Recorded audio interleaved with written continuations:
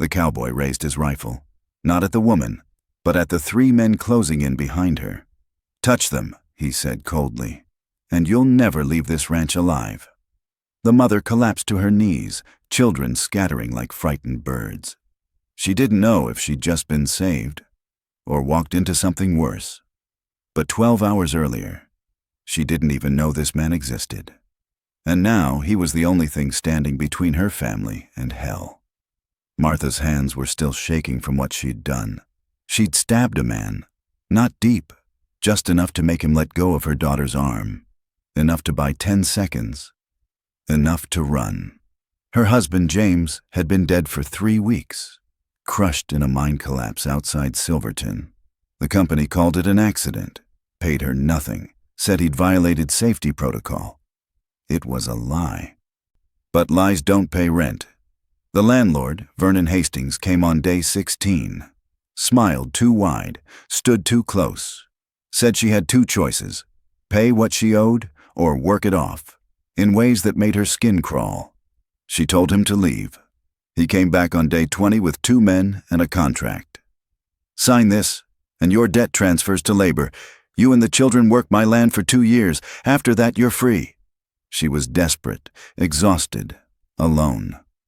She signed. The next morning, they came for the kids. That's when she ran. 5 children, ages 4 to 13. Thomas, the oldest, serious, protective, trying to be the man of the family. Clara, 11, quiet, watchful, always sketching in the dirt. The twins, Lucy and Emma, 8, still young enough to think this was an adventure. And Samuel, 4, who cried every night for his papa. They walked for 2 days through canyon country. No food after the first day, water running out by the second. Martha's feet bled through her boots. Samuel rode on her back until she couldn't carry him anymore. Then Thomas took him. On the 3rd morning, Lucy collapsed. Martha knelt beside her, heartbreaking. "Get up, baby, please." "I can't, Mama." Thomas looked at her with eyes too old for 13. "We're not going to make it, are we?" Martha had no answer. That's when Clara pointed. Smoke. A ranch, maybe 2 miles west. It was their last chance. Caleb Stone was mending a fence when he saw them. At first, he thought it was a mirage. Heat did that out here. But then he saw the smallest one fall, saw the woman try to lift him and fail. He dropped his tools and moved. By the time he reached them, the mother was on her knees. Children collapsed around her like fallen leaves. "Please," she whispered, "just water." Caleb didn't ask questions. Not yet. He carried the youngest, walked them to the house, gave them water slowly. Too much too fast could kill them. He set out bread, dried meat, canned peaches. The children ate like wolves. Martha couldn't.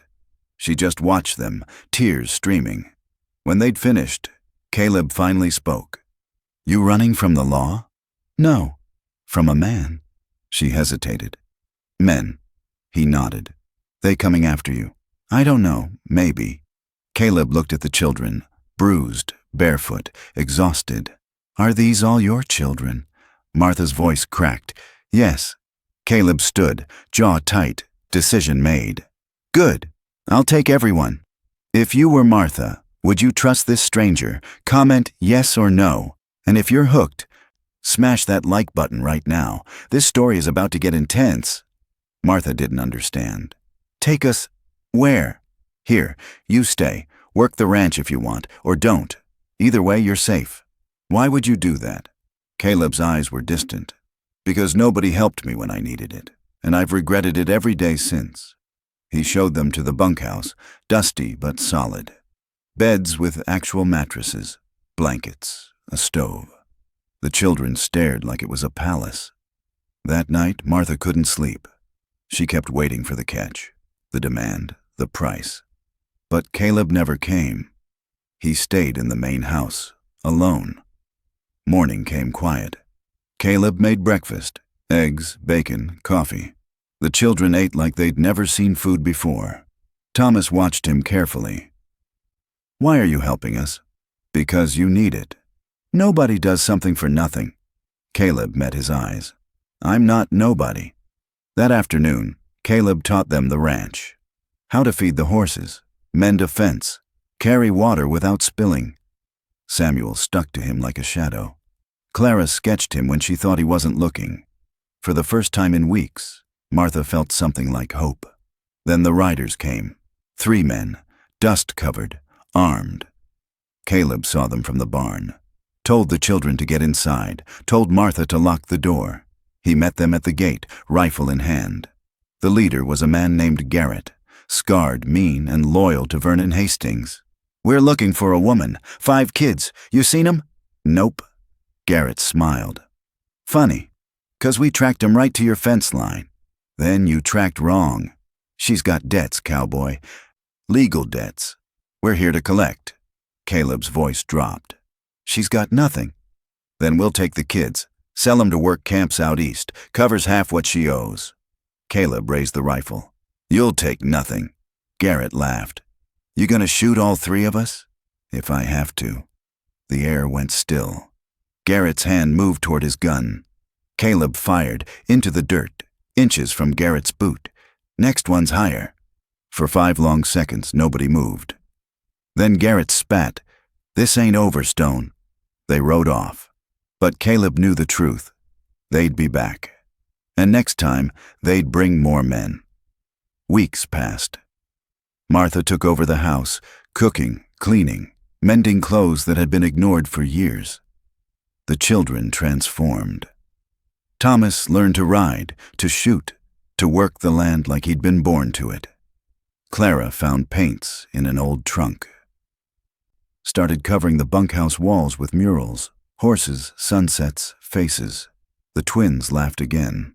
And Samuel started calling Caleb Sir, with a reverence that broke and healed Caleb's heart at the same time. One evening, Caleb found Martha on the porch. "You don't have to do all this," he said. "I want to. You've given us everything. I've given you a roof. You've given this place life." She looked at him, really looked.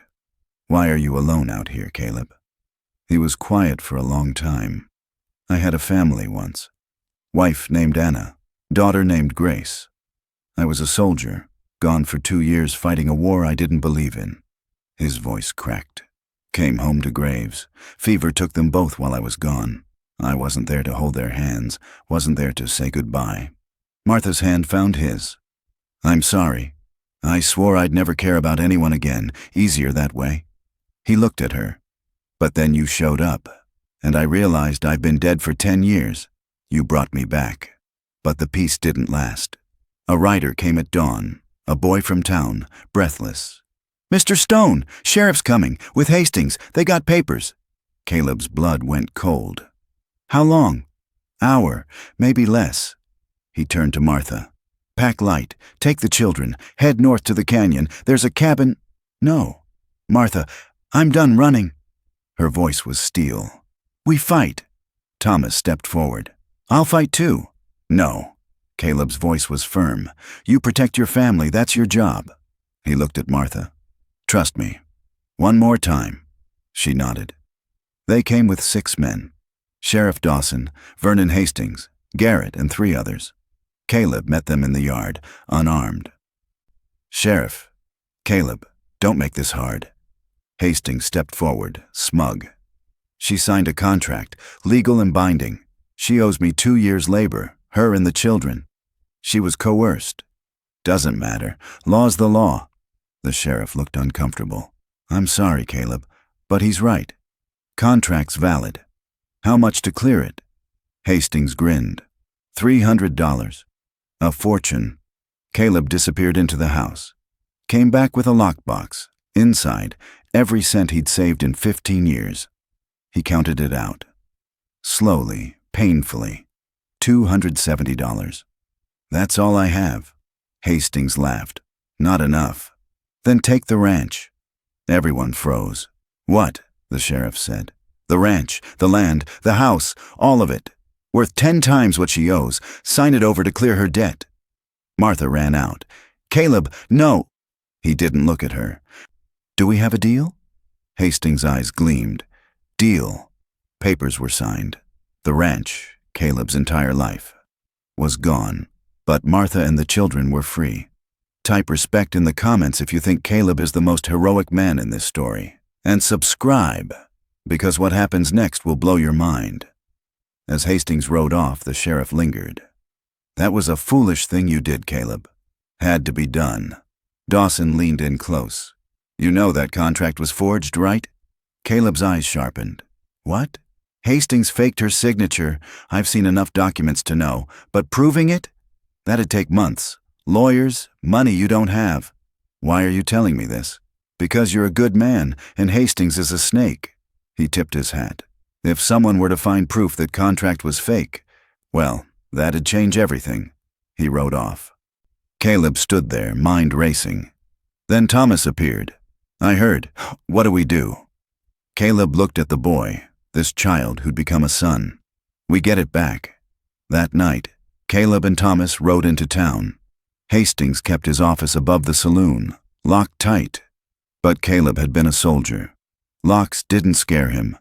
They slipped in through the back, found the office, started searching, papers, contracts, ledgers. Then Thomas found it.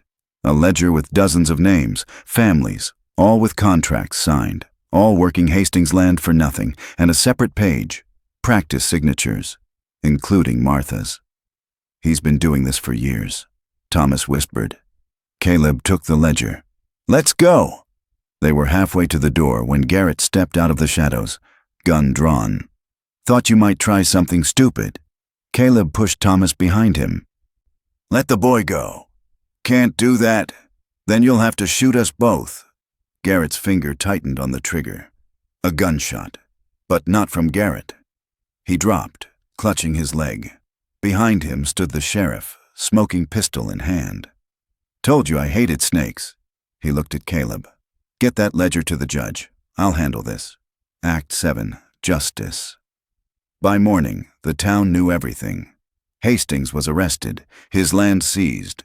Every family he'd enslaved was freed. The judge reviewed the documents. Mr. Stone, your ranch is hereby returned to you with the court's apologies. Caleb nodded, but he didn't feel victorious. He felt exhausted. When he returned to the ranch, the children ran to him. Samuel jumped into his arms. You did it. Clara hugged him. I knew you would. Thomas shook his hand. Thank you. For everything. But it was Martha who stopped him. She took his face in her hands. You gave up everything for us. I got it back. That's not what I mean. Her eyes filled. You gave up your solitude, your peace, your walls. You let us in. Caleb's voice was rough.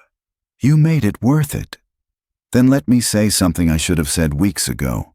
She kissed him. Soft, sure, full of everything words couldn't hold.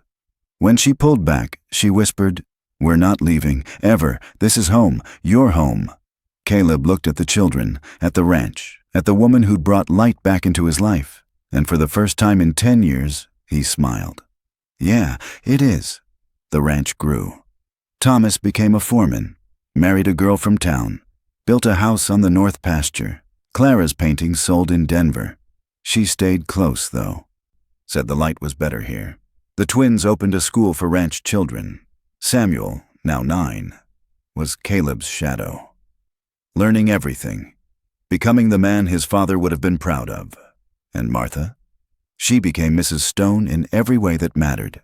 They married quietly, under the cottonwood tree where she'd first collapsed. One evening, as the sun set over the plains, Caleb sat on the porch with Samuel on one side and Martha on the other. Papa Caleb, Samuel said. He'd started calling him that a year ago. Caleb never corrected him. Yeah, son. Do you ever miss being alone? Caleb looked at his family, loud, chaotic, beautiful.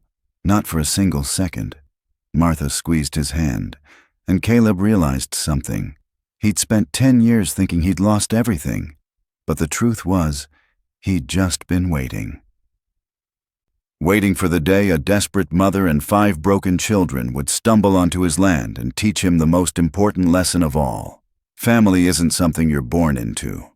It's something you choose, and he'd choose them every single day for the rest of his life. If this story moved you, type family in the comments. Share this with someone who needs to hear it, and subscribe because we're just getting started. Stories of hope, courage, and love. That's what we do here. See you in the next one.